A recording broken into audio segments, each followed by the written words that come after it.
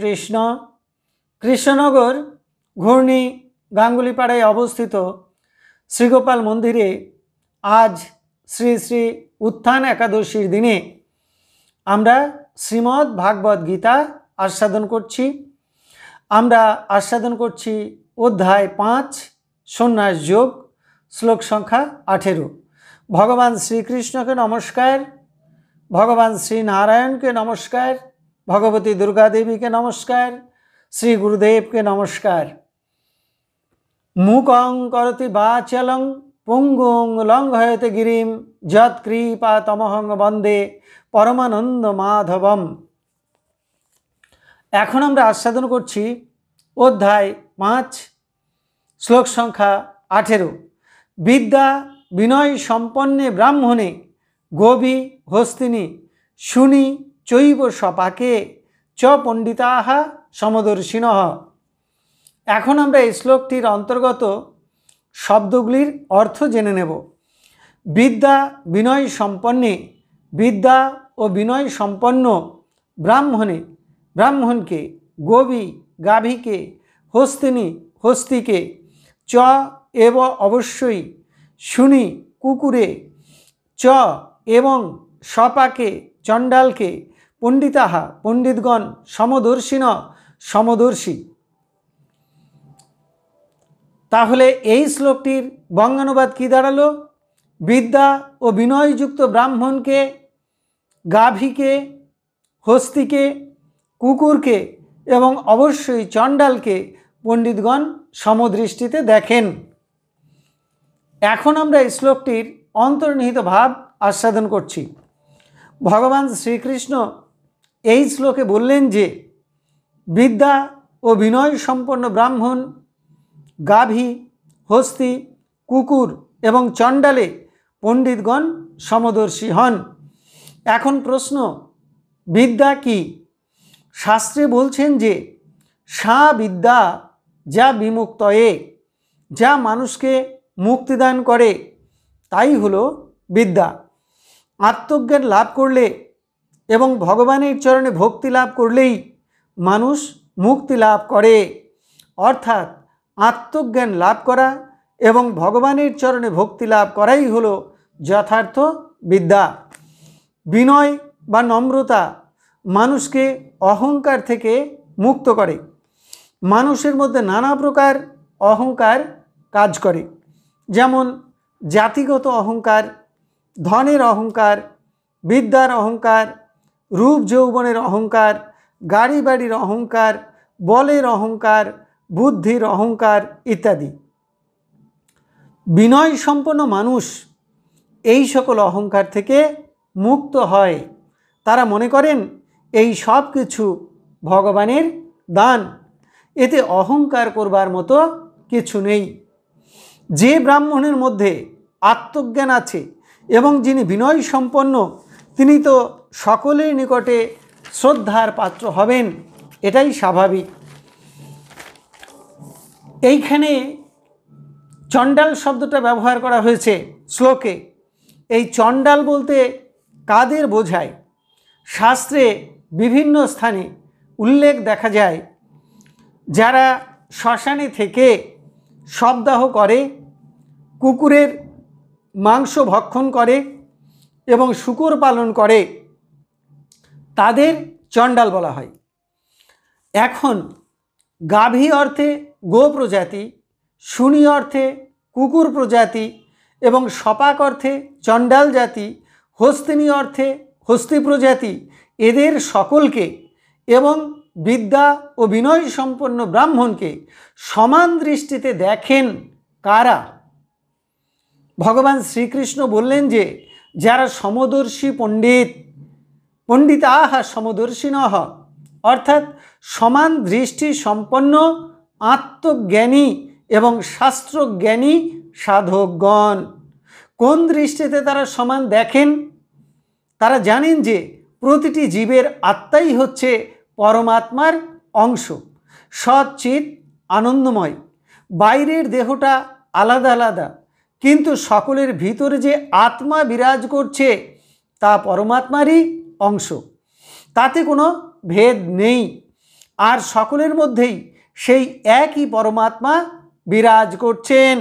তাই সেই সকল সাধক এবং ভক্তেরা বাইরের দৈহিক ভেদ দৃষ্টিতে তাদের দেখেন না, তারা অন্তর্দৃষ্টিতে সকলের মধ্যে সেই পরমাত্মাকেই দর্শন করেন।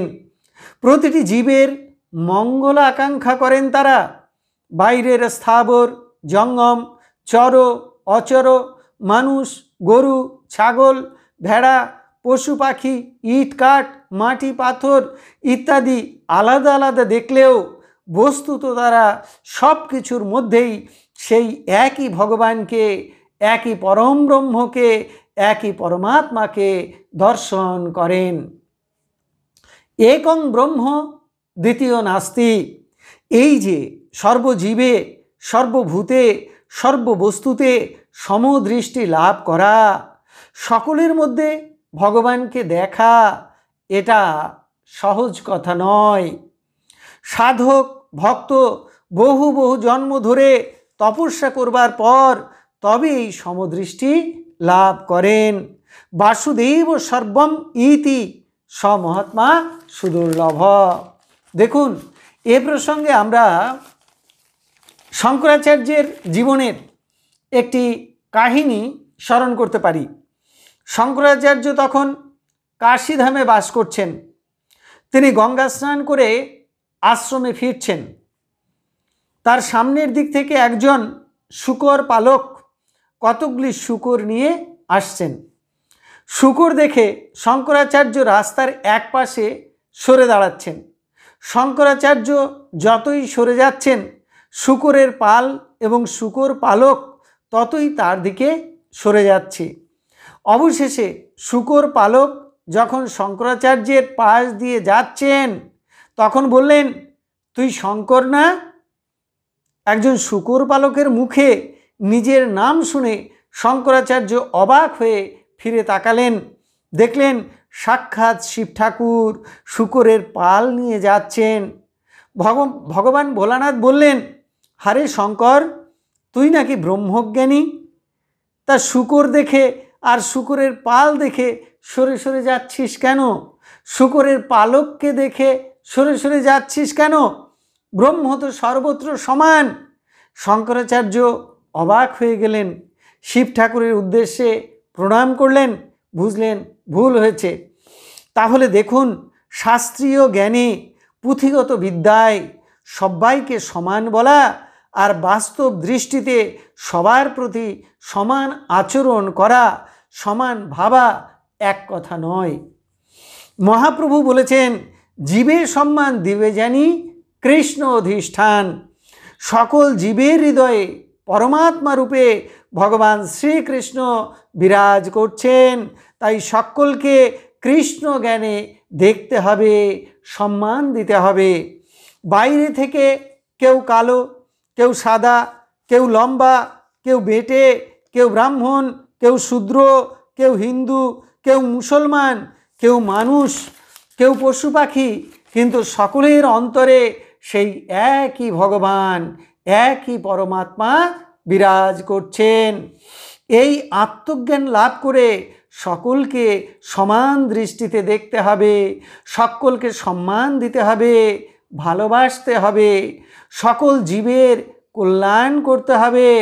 জাতিগত, সম্প্রদায়গত ভেদ বুদ্ধির ঊর্ধ্বে উঠতে হবে। একমাত্র আত্মজ্ঞান, পরমাত্মার জ্ঞান, ব্রহ্মজ্ঞান লাভ করলেই এই অবস্থায় পৌঁছনো সম্ভব। যথার্থ আত্মজ্ঞান এবং শাস্ত্রজ্ঞান লাভ না করলে এইরূপ সমদৃষ্টি লাভ করা যায় না।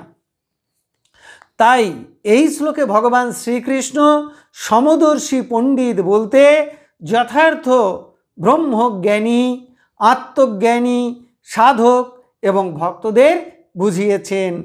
এইরূপ সমদৃষ্টি লাভ করেছিলেন ভক্ত প্রহ্লাদ, ভক্ত ধ্রুব ইত্যাদি। তাহলে এতক্ষণ আমরা শ্রীমদ্ ভাগবত গীতার পঞ্চম অধ্যায়ের 18 সংখ্যক শ্লোকটি আস্বাদন করলাম। আমি শ্লোকটি আরও একবার পড়ছি। বিদ্যা ও বিনয় সম্পন্ন ব্রাহ্মণকে, গাভীকে, হস্তিকে, কুকুরকে এবং অবশ্যই চণ্ডালকে পণ্ডিতগণ সমান দৃষ্টিতে দেখেন। এখন আমরা শ্রীমদ্ ভাগবত গীতার মাহাত্ম্য পাঠ করছি। শ্রী ভগবান উবাচ গীতা নামানি বক্ষ্যামি গুহ্যানি শৃণু পাণ্ডব কীর্তনাৎ সর্ব পাপানি বিলয়ং যান্তি তৎক্ষণাৎ।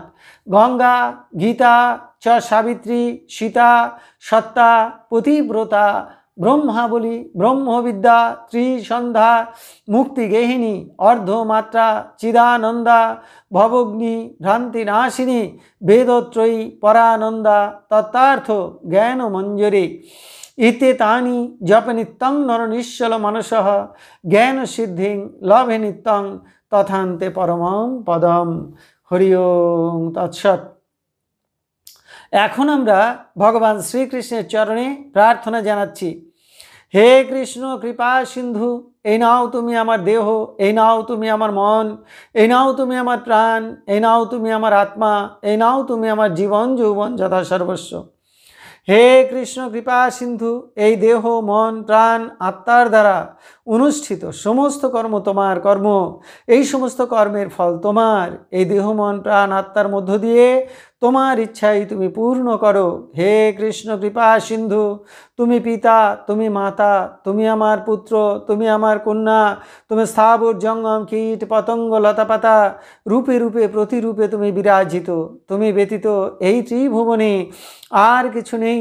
হে কৃষ্ণ কৃপা সিন্ধু, এই দেহ মন প্রাণ আত্মার মধ্য দিয়ে তোমার ইচ্ছাই তুমি পূর্ণ করো। হরে কৃষ্ণ। আপনারা সকলে ভালো থাকুন, সুস্থ থাকুন, আনন্দে থাকুন।